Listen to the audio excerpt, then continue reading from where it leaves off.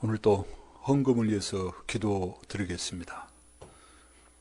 하나님 아버지, 감사합니다. 저희들을 또 지난 한 주간 동안 인도해 주시고, 이 아침에 저희들이 또 가정에서 이렇게 예배합니다. 하나님, 우리가 어느 곳에 어떤 자리에 있든지 하나님 우리 예배를 기뻐 받으시고, 또 우리에게 필요한 은혜를 주시는 신실하시고, 그리고 온 세상에 충만하신 하나님이심을 믿습니다.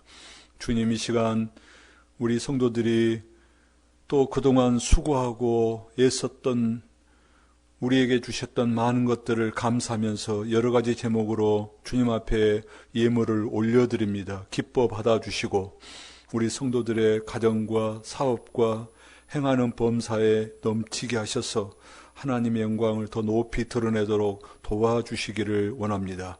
오늘도 하나님, 우리에게 예비된, 준비된 은혜의 말씀을 주시기를 원합니다. 기대합니다. 주님, 말씀하여 주옵소서. 예수님 이름으로 기도하옵나이다. 아멘.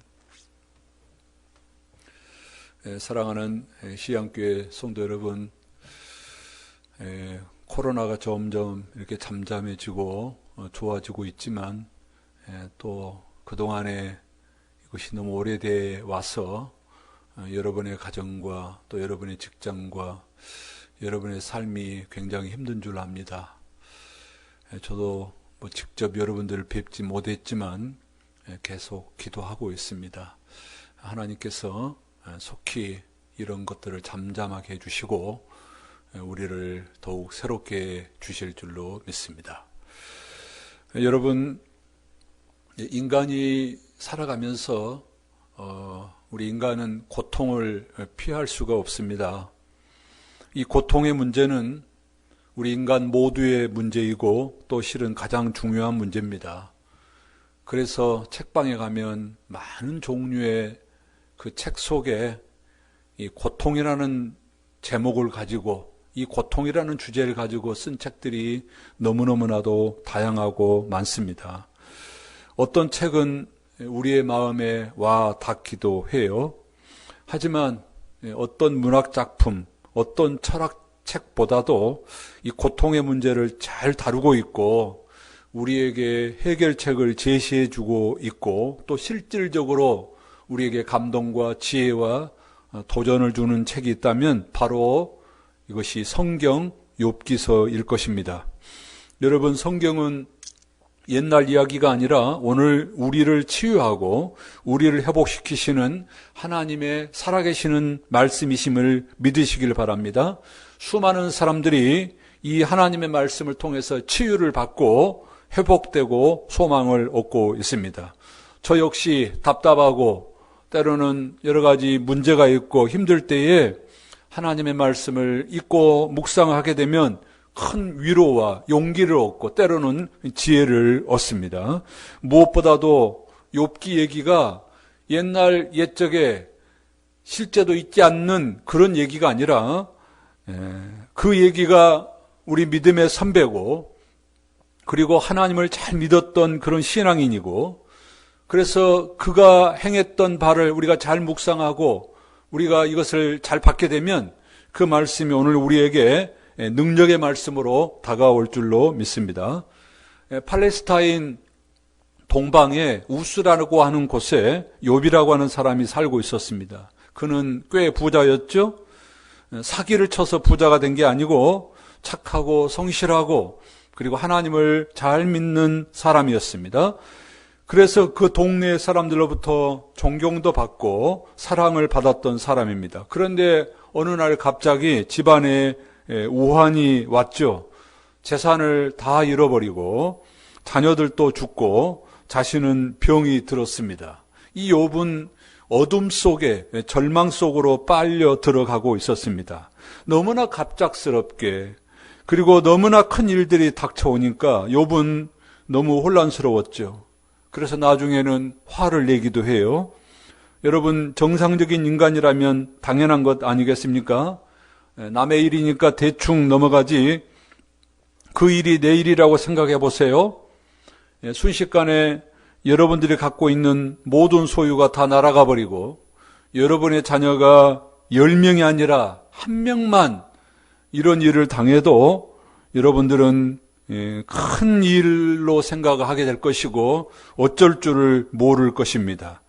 내가 정상적으로 열심히 살았는데 예고 없이 나의 사업처에 아니면 나의 직장에 우리 집안에 위기가 찾아올 수 있습니다.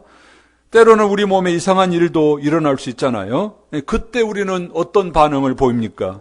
우리는 충분히 욥이 혼란스러워하고 분노할 수 있다는 상황을 이해해야 됩니다.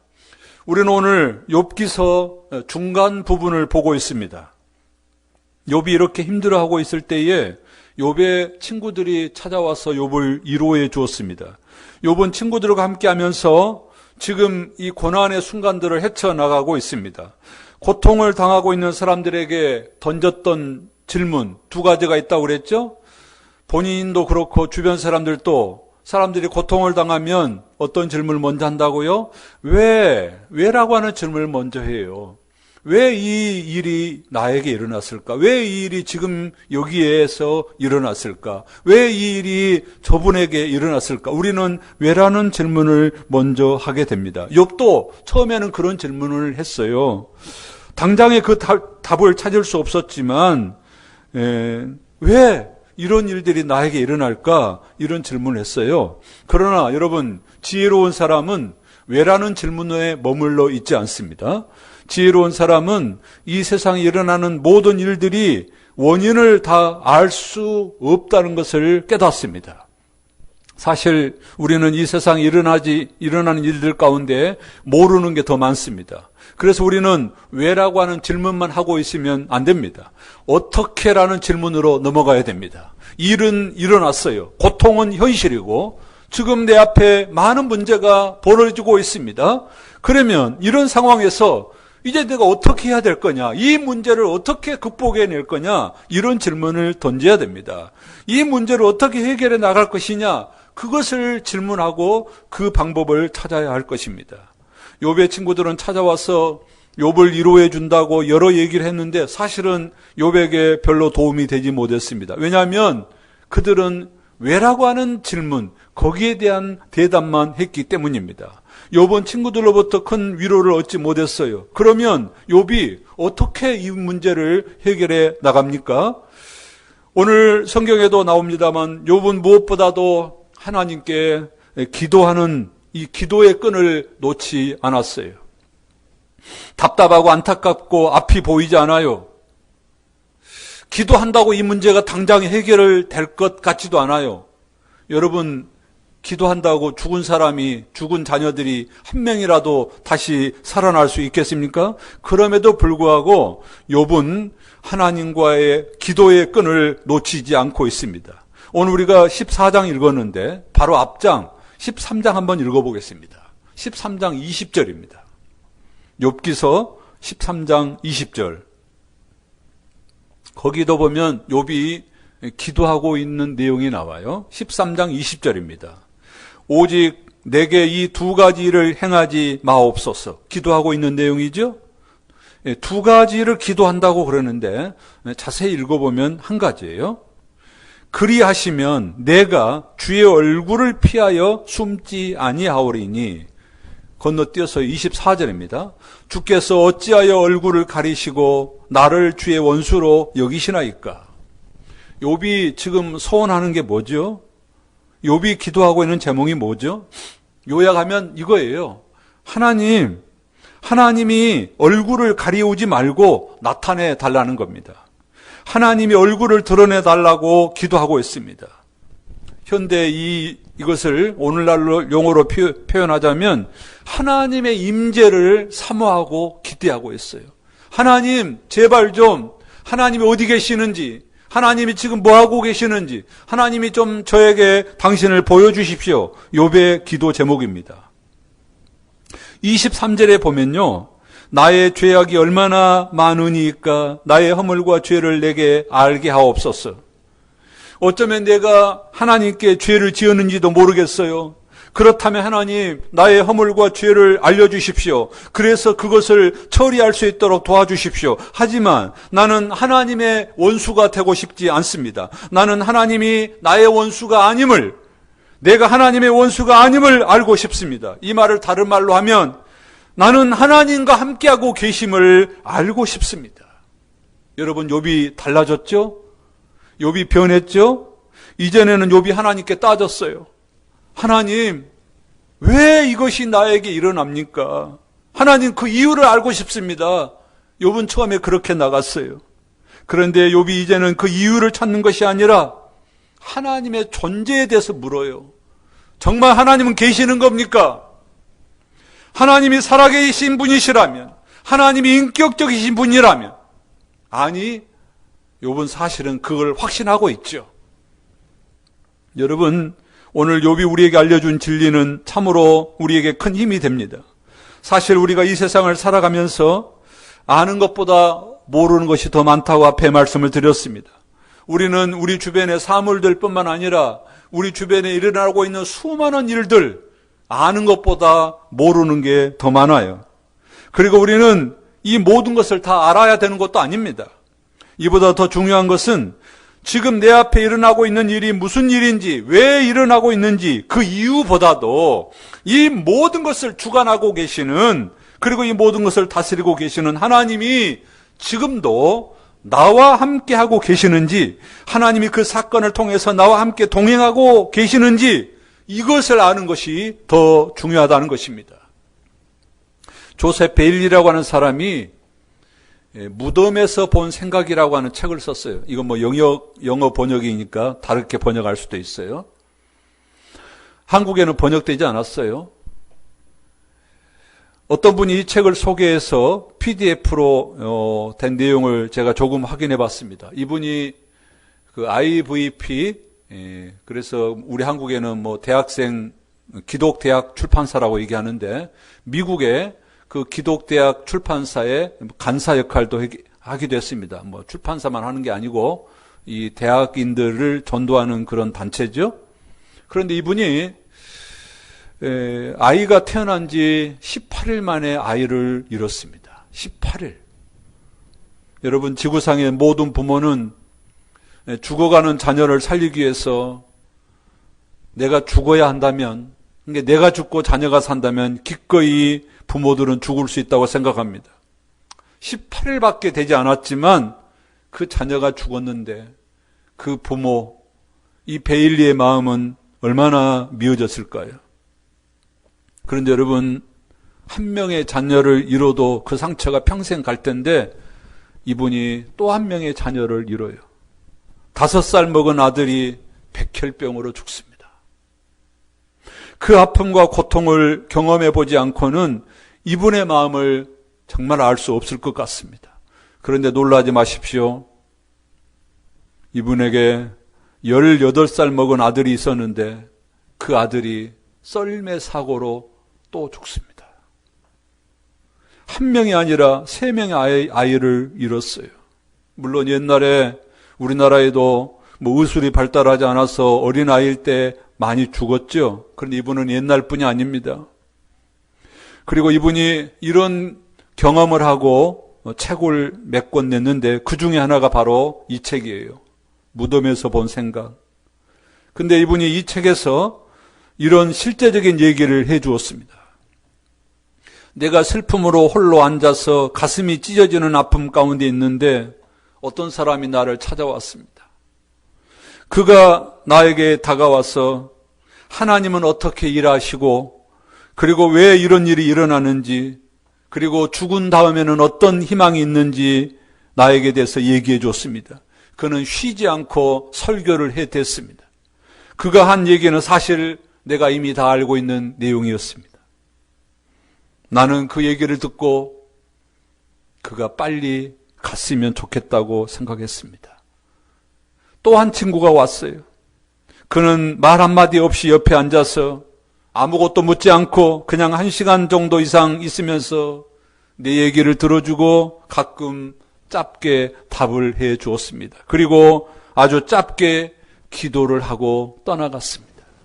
그런데 나는 그에게 감동을 받았고 위로를 받았습니다. 왜 그가 그렇게 빨리 가버렸는지 생각했습니다. 저는 목사로서 이 내용을 읽고 내가 그 전자의 사람이었구나 그런 생각을 했습니다. 목사로서 설교를 하는 입장이었고 이유와 원인을 따지는 그런 입장에 저는 속해 있었습니다. 여러분, 조셉 베일리가 말하고자 하는 것은 정말 중요합니다. 무엇보다도 본인이 직접 경험한 사실 아닙니까? 만약 여러분들이 고통을 받고 있지 않다면, 여러분들이 실제로 좋은 삶을 살고 있다면 고통의 문제가 여러분들에게는 어쩌면 논리와 이론과 철학적인 문제라고 생각할 수 있을지 모르겠어요. 그러면서 왜 하나님은 이 세상에 악과 고통을 허락하는가 이걸 가지고 따지고 얘기할 수 있겠죠. 그러나 여러분, 고통이라는 문제는 단순한 논리의 문제가 아니라는 것입니다. 인간이 어떻게 달나라에 갈 수 있나? 고통의 문제는 그런 문제가 아니라는 거예요.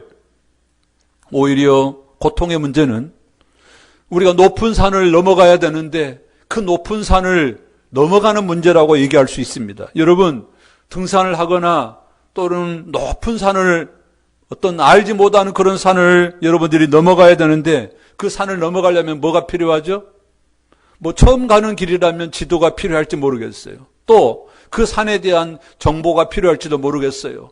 그 산은 뭐가 많고 또는 짐승도 있고 멧돼지도 나오고 그러니까 조심해야 된다든지 이런 정보가 필요할 수도 있습니다.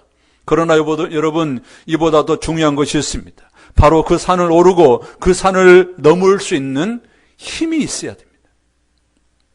지도가 있고 산에 대한 정보를 잘 알고 있지만 그 산을 넘을 힘이 없다면 이 추운 겨울에 그 높은 산을 오르다가 얼어서 죽을 수도 있습니다. 지도가 없으면 조금은 힘들 수 있겠죠. 헤맬 수 있겠죠. 정보를 몰라서 위험에 처할 수도 있을 겁니다. 그러나 그 산을 넘을 수 있는 힘이 없다면 그 산은 정복할 수 없습니다. 조셉 베일리가 말하고 싶은 게 그거예요. 지도는 필요 없습니다. 정보도 필요 없습니다. 대답도 필요 없습니다. 그들이 내 옆에 와서 친구로 있어주면 좋았을 건데 나에게는 그런 힘을 주는 친구가 필요했는데 어떤 연로한 목사님이 젊은 목사님들을 향해서 권면의 내용이 있었습니다. 본인이 자기가 젊었을 때 젊어서 목회했을 때의 얘기였습니다.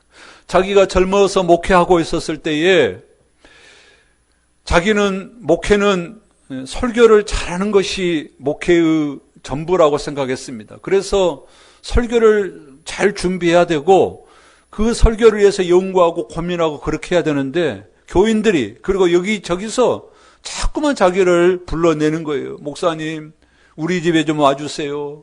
저희 부모님이 또 저희 자녀가 이렇게 힘들어요. 그러면서 전화하고 와달라고 그래요. 그래서 목사님이 좀 불평하면서 왜 이렇게 나를 불러대나 그러면서 갔대요.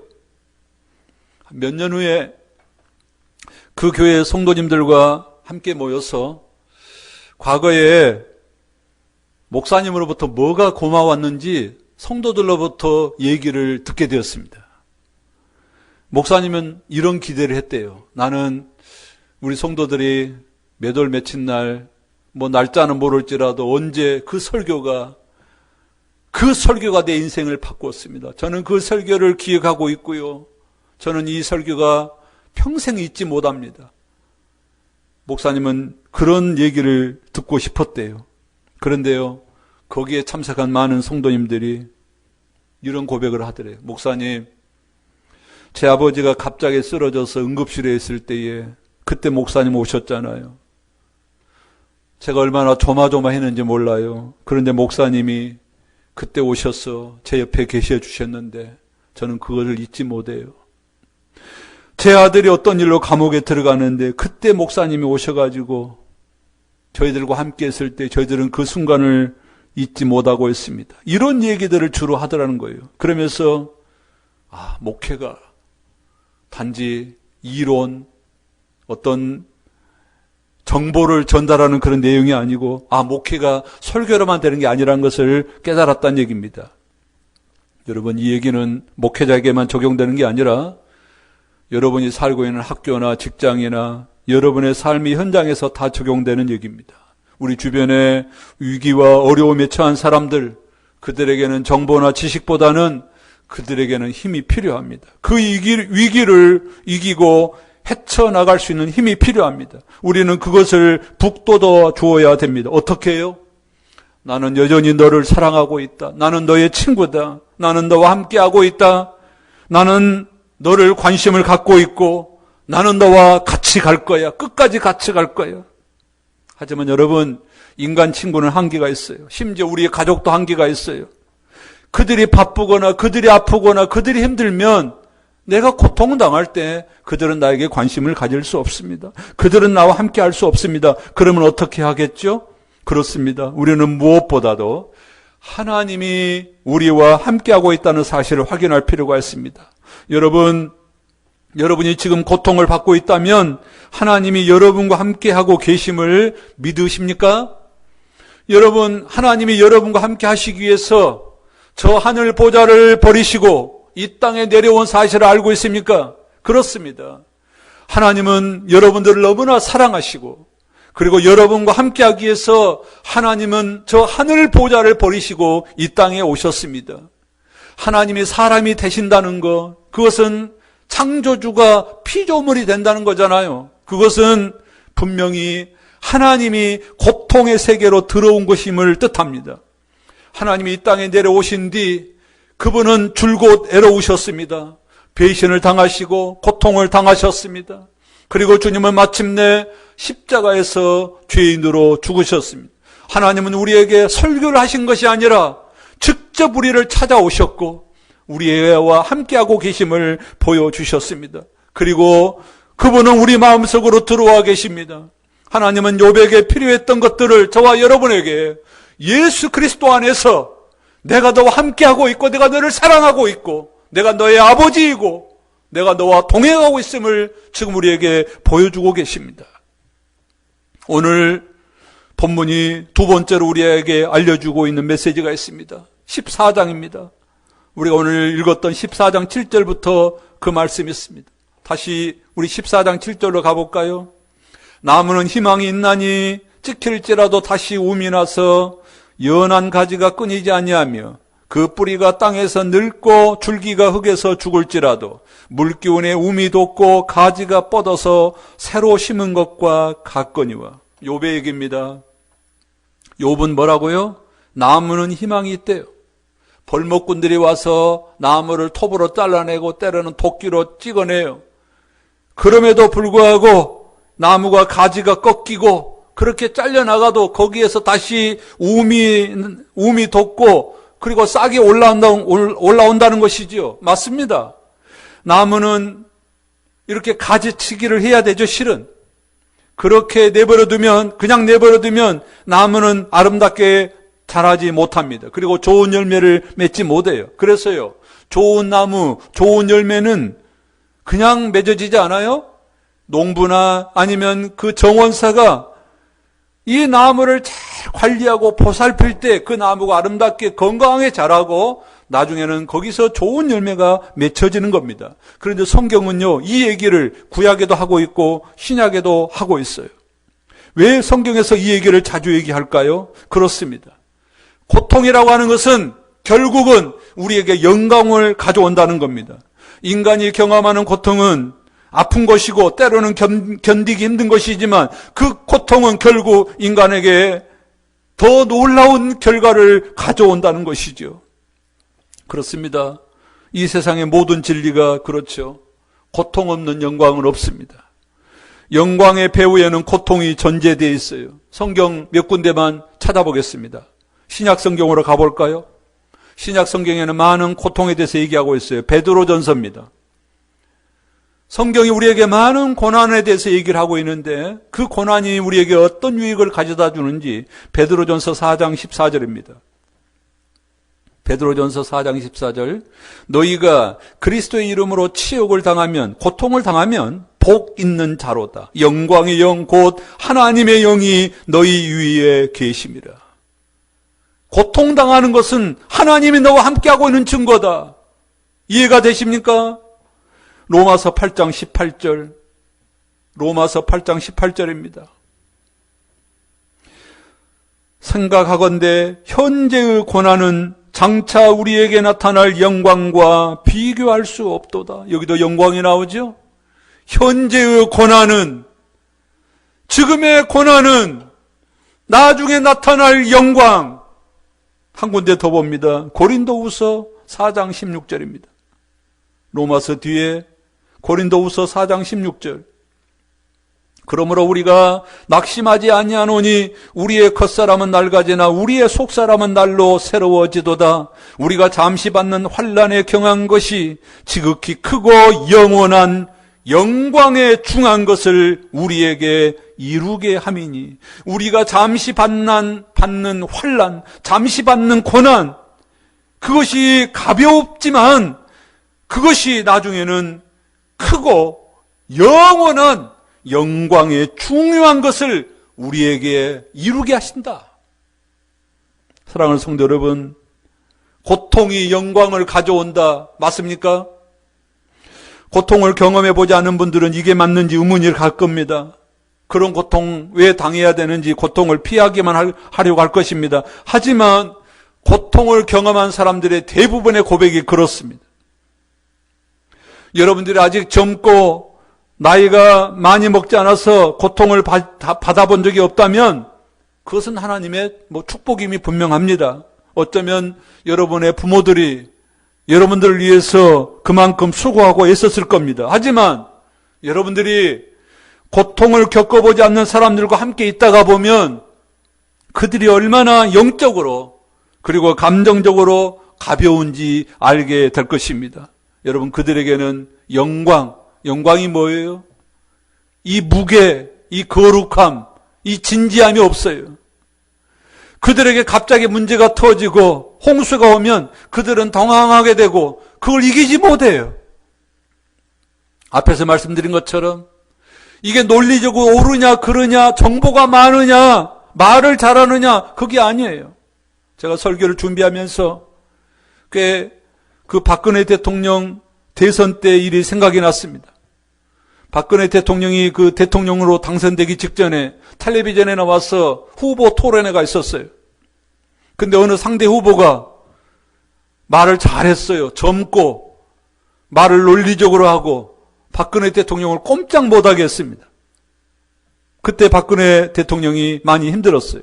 그런데 토론회가 끝나고 사람들은 누구에게 박수를 쳤죠? 이야, 그 사람 말 잘하더라. 박근혜 꼼짝 못하대. 그러면서 그 사람을 칭찬한 게 아니라 오히려 말 못하고 고통당하는 박근혜 대통령에게 동정을 더 많이 했다는 얘기지요. 젊고 말은 참 잘했는데 무게가 없다. 정치나 이 세상은 그렇게 말만 잘해서는 되는 것이 아니다. 그런 얘기가 우리는 오늘 우리 본문을 통해서 적용이 될 수 있을 것 같습니다. 사랑하는 성도 여러분, 그렇습니다. 우리의 고난이 마침내 우리에게 큰 영광을 가져다 줄 것입니다. 그래서 욥기서 23장에 가면 내가 가는 길을 그가 아시나니 그가 나를 단련하신 후에는, 옛날 성경에는 정금같이, 지금은요 순금같이 되어 나오리라, 이렇게 말씀합니다. 여러분, 나무가 잘려나가고 가지치기가 된 후에도 거기에서 싹이 나는데, 근데 인간은 어떻게 되는 거죠? 우리 14장 12절 한번 보겠습니다. 14장 12절. 사람이 누우면 다시 일어나지 못하고 하늘이 없어지기까지 눈을 뜨지 못하며 잠을 깨지 못하리라. 뭔 말이죠? 나무는 희망이 있는데 사람은, 인간은 죽으면 끝? 얼핏 보면 절망으로 끝나는 것 같아요. 그런데 13절에 가면 다르게 나옵니다. 13절 우리 또 한번 읽어볼까요? 주는 나를 수월은 지옥이라고 되게 하는데 임시 머무는 곳이죠. 주는 나를 수월에 감추시며 주의 진노를 돌이키실 때 나를 숨기시고 나를 위하여 규례를 정하시고 나를 기억하옵소서. 여러분, 이 말씀 속에 어떤 희망이 보입니까? 주는 나를 수월에 감추시고 주의 진노를 돌이키실 때에 나를 숨기시고, 그 다음에 14절 읽어보겠습니다. 장정이라도 죽으면 어찌 다시 살리이까? 나는 나의 모든 고난의 날 동안을 참으면서 풀려나기를 기다리겠나이다. 여기 풀려난다는 말, 영어로는 리뉴얼이, 회복, 재생, 부활, 그런 의미가 들어있죠. 앞에 있는 내용을 보면 굉장히 절망적이죠. 나무는 이렇게 되는데 인간은 안 될 것 같다는 그런 생각인데요. 그런데 욥은 뭐라고요? 풀려나기를 기다리겠대. 여러분, 이 구약 성경에 이런 부활의 소망이 있다는 걸 여러분 알고 계셨나요? 욥의 시대 더더군다나 아브라함 시대에, 여러분 그때까지 신학이 발달되지 않았고 신앙의 세계가 그렇게 많지 않았는데 욥이 누구에게서로부터 이 부활에 대한 얘기를 듣지 못했는데, 앞에 7절 얘기한 것처럼 나무는 찍히고 찢어져도 희망이 있는데 사람은 없다고 이미 말을 했잖아요. 그런데 욥이 다시 어떻게, 인간은, 내가 다시 풀려나기를 기다리겠대. 내가 부활되고 내가 회복되고 내가 살아날 것을 기대했대. 이게 어떻게 가능하죠? 15절 읽어보겠습니다. 주께서는 나를 부르시겠고 나는 대답하겠나이다. 주께서는 주의 손으로 지으신 것을 기다리시겠나이다.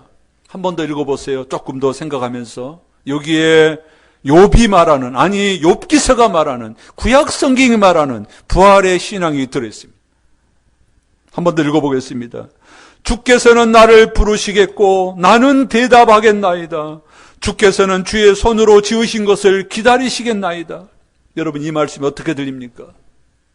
주님이 나를 사랑한다는 것을 내가 알고 있고, 주님의 사랑은 너무나 강렬해서 분명히 주님은 나를 죽도록 내버려 두지 않을 겁니다. 내가 주님에 대해서 알고 있는 것은, 우리 주님은 온 우주를 지으시고 온 세상을 통치하시는 주님이십니다. 그분이 나를 사랑하시기에 내가 생명이 끊어졌을지라도 주님의 사랑은 나를 다시 불러 일으킬 것이라고 하는 그런 희망입니다. 내가 알고 있는 하나님은 사랑이 크시고 위대하신 분이시기 때문에 언젠가는 나를 부르실 것이고 나를 회복할 것이라고 하는 겁니다. 여러분, 오늘 욥기서는 우리에게 놀라운 사실을 알려주고 있습니다. 하나님은 나와 함께하고 계신다. 하나님은 영원히 나와 함께하고 계신다. 여러분, 우리 시대는 이 사실들이 더욱 분명해졌습니다. 하나님께서는 우리와 함께 하시기 위해서 당신의 아들을 이 땅에 보내셨습니다. 그러나 그분이 이 세상을 떠난 뒤에는 우리에게 성령을 보내셔서 우리와 영원히 함께하고 계십니다. 때로는 우리가 지쳐서 힘들고 괴로워서 하나님을 잊어버릴 때조차도 우리 안에 계신 성령은 우리를 위해서 우리 안에서 말할 수 없는 탄식을 하시고 우리가 하나님의 자녀임을 잊지 않도록 해주십니다. 그런데 여러분, 하나님의 은혜와 축복이 거기서 끝나지 않고 하나님은 저와 여러분을 부활시키는 능력을 갖고 있습니다. 여러분, 이 세상에 많은 종교가 낙원, 좋은 곳을 기대하고 그것을 약속하죠. 세상 종교, 좋은 곳이 있어, 극락을 말하기도 하고 어떤 미래의 좋은 곳을 얘기합니다. 그래서요, 그들은 그걸 통해서 사람들을 위로하고 격려해줘요. 여러분, 세상 대부분의 종교는 위로로 끝이에요. 그 좋은 곳이 있어, 너는 거기 가면 좋아질 거야. 그렇게 끝이에요. 그러나 여러분, 성경은 그렇게 약속하지 않습니다. 성경은 우리에게 단지 위로로 끝나는 게 아니고 성경은 우리에게 회복을 약속합니다. 우리를 다시 부활시키고 우리에게 다시 잃어버렸던 것들을 다시 찾도록 약속을 하는 겁니다. 우리가 잃어버리고 깨져버리고 손실된 것, 그런 것들을 다시 찾고 이전보다도 더 완벽한 모습으로 회복시킬 것을 약속합니다. 여러분, 그렇습니다. 부활은 우리의 과거의 슬픔과 고통을 다 물리치고 완전히 우리를 회복시키는 것을 말하는 겁니다. 주께서는 나를 부르시겠고 나는 대답하겠나이다. 주께서는 주의 손으로 지으신 것을 기다리시겠나이다. 욥이 이 얘기를 했는데 수세기가 지난 뒤에 예수 그리스도께서 자기의 사랑하는 친구 나사로의 무덤에 서 있었습니다. 우리 주님은 거기서 눈물을 흘리고 계셨습니다. 주님은 죽은 나사로를 사랑하셨죠. 주님은 무덤 속에 있는 나사로를 향해서 나사로야 나오너라 외쳤습니다. 그랬더니 정말 나사로가 나왔습니다. 수세기 전에 욥이 기대했던 메시지가 실제로 일어난 일입니다. 사랑하는 성도 여러분, 오늘은 부활주일입니다. 예수님이 십자가에 달려 죽으시고 죽으심으로 이제는 모든 것이 끝난 줄로 알았어요. 무덤에 묻히니까 정말 끝장난 줄 알았죠. 만일 우리가 그렇게 생각한다면 어쩌면 우리는 구약시대의 욥보다도, 욥의 부활신앙보다도 못한 사람들입니다. 그런데 주님은 무덤에 계신 지 3일 만에 살아나셨습니다. 그리고 많은 제자들에게 보여주셨습니다. 이것이 우리 제자들을 완전히 바꾸어 놓았습니다. 만일 주님이 부활하시지 않았더라면 제자들은 몇 년 동안 주님의 그 추모만 하다가 뿔뿔이 흩어지고 기독교는 금방 사라지고 말았을 겁니다. 그런데 주님의 부활을 목격한 제자들, 그들은 부활의 주님을 목격하고, 제자들은 어떻게 해요? 그 부활의 주님을 증거하러 다니기 시작합니다. 무엇보다도 제자들은 이 부활신앙으로 인해서 자기가 과거에 당했던 아픔과 고통과 그 슬픔을 이제는 다 털어버리고 그 고난과 슬픔과 죽음의 짓눌러 있지 않고 담대하게 일어났습니다. 그들은 회복되었습니다. 그리고 마귀 원수 사탄을 물리치기 시작했습니다. 그들은 이 땅에 살면서도 이 부활신앙으로 말미암아 놀라운 회복과 놀라운 축복을 경험하게 되었습니다. 그 주님이 마침내 승천하셨고 다시 오신다고 말씀하셨습니다. 주님이 다시 오실 때 먼저 믿는 자들이 죽은 가운데서 일어나고, 그리고 믿음의 사람들도 다시 일으켜 세우실 것이라고 약속합니다. 그리고는요, 그동안 과거에 이 땅의 죄와 불의로 인해서 상처 있고 고통받는 심령들을 우리 주님은 다시 회복시키시고 부활시키시고 치유하시고, 그리고 이 땅에 참된 하나님의 나라를 세울 것이라고 약속합니다. 사랑하는 성도 여러분, 그래서 고난은 우리가 능히 이겨낼 수 있습니다. 그 고난이 마침내 우리에게 놀라운 영광으로 돌아올 것입니다. 그리고 주님은 마침내 우리 모두를 회복시킬 것입니다. 그래서 사도 바울은 이렇게 고백합니다. 고린도 전서 15장입니다. 사망한 너의 승리가 어디 있으며 사망한 너의 쏘는 것이 어디 있느냐? 사망이 쏘는 것은 죄요, 죄의 권능은 율법이라. 우리 주 예수 그리스도로 말미암아 우리에게 승리를 주시는 하나님께 감사하노니, 그러므로 내 사랑하는 형제들아, 견실하며 흔들리지 말고 항상 주의 일에 힘쓰는 자들이 되라. 이는 너희 수고가 주 안에서 헛되지 않은 줄 알미라. 아멘. 기도하겠습니다. 하나님 아버지,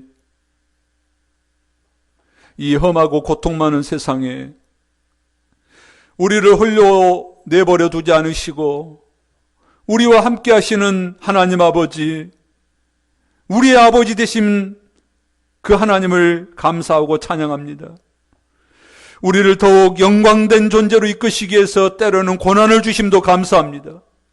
무엇보다도 우리에게 부활 생명을 허락하셔서 환난과 곤란 가운데 낙심하지 않고 소망 가운데 다시 일어설 수 있도록 하심도 감사합니다.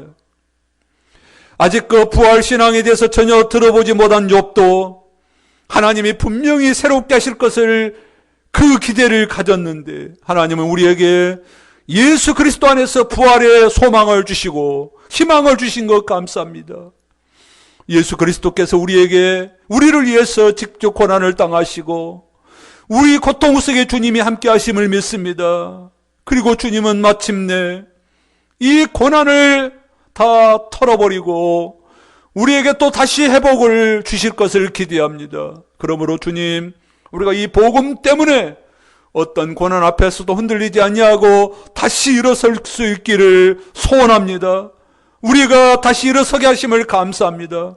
마침내 우리를 영광된 자리에 이끄실 것을 기대하고 감사합니다. 주님, 우리 시향교회 성도 여러분, 여러 성도들을 기억하여 주옵소서. 주님, 우리 가운데 여러 가지 고난과 아픔과 슬픔 가운데 있는 영혼들이 있습니다. 주여, 저들을 불쌍히 여겨주시고 나와 함께하기 위해서 이 땅에 오신 우리 하나님, 우리 안에 성령을 보내시고 지금도 우리를 눈동자같이 지키시고 마침내 우리를 완전히 회복시키실 우리 주님을 소망하면서 다 승리할 수 있도록 도와주시기를 원합니다. 우리 주 예수님의 이름으로 기도하옵나이다. 아멘.